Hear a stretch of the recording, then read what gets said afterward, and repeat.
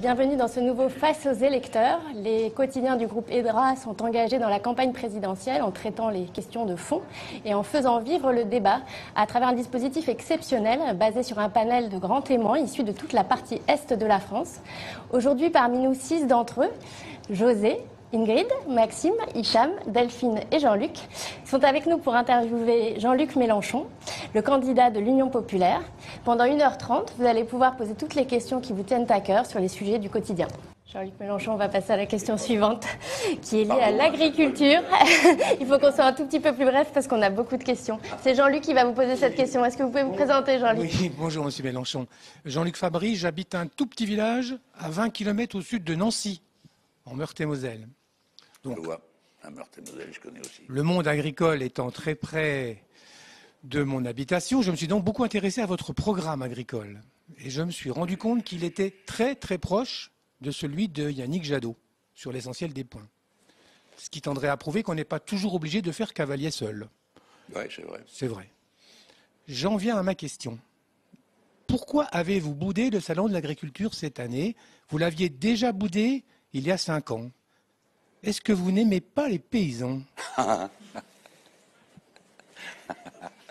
Et vous n'avez aucune excuse, c'est votre métier, faire de la psy. Donc si vous psychologisez la politique, on est foutu, là. Non, j'ai rien contre les paysans.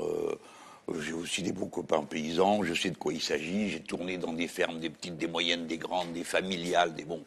Je crois que je connais un peu.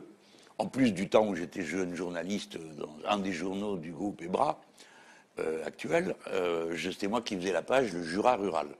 D'accord ? Donc une fois par semaine, les éleveurs de moutons, les éleveurs de vaches, les ceci, les cela. Alors ça a fait qu'un urbain comme moi, je ne vais pas me faire passer pour un paysan. Je suis né à Tanger, grande ville internationale, et j'ai vécu toute ma vie dans des villes.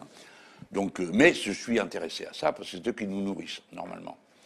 Alors, je ne vais pas au salon parce que... comment vous dire, le salon, c'est de la com pour les hommes politiques.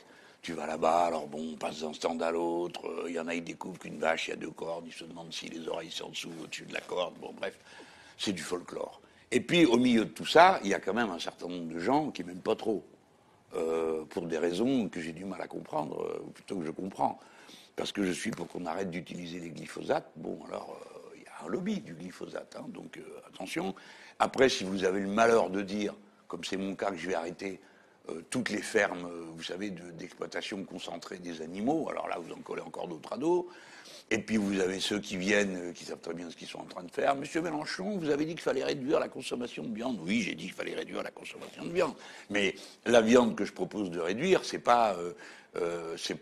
c'est la viande qui vient de ces élevages-là, parce que les Français ne savent pas qu'ils mangent des sous-produits de l'élevage intensif. Quand la bête va crever ou qu'elle est épuisée, quick, on la coupe en morceaux, on la vend. Ça s'appelle la viande grise, c'est pour dire. Bon, donc oui, on va ralentir parce qu'une vache, c'est 170 litres d'eau par jour. Vous voyez, je connais un peu ces choses-là. Donc oui, on va ralentir. Encore cela contre moi. Donc moi, je ne me vois pas aller à un salon où un stand sur 2, je vais tomber sur un type qui va me dire, ou une fille, ah, vous allez nous égorger, vous allez nous ruiner.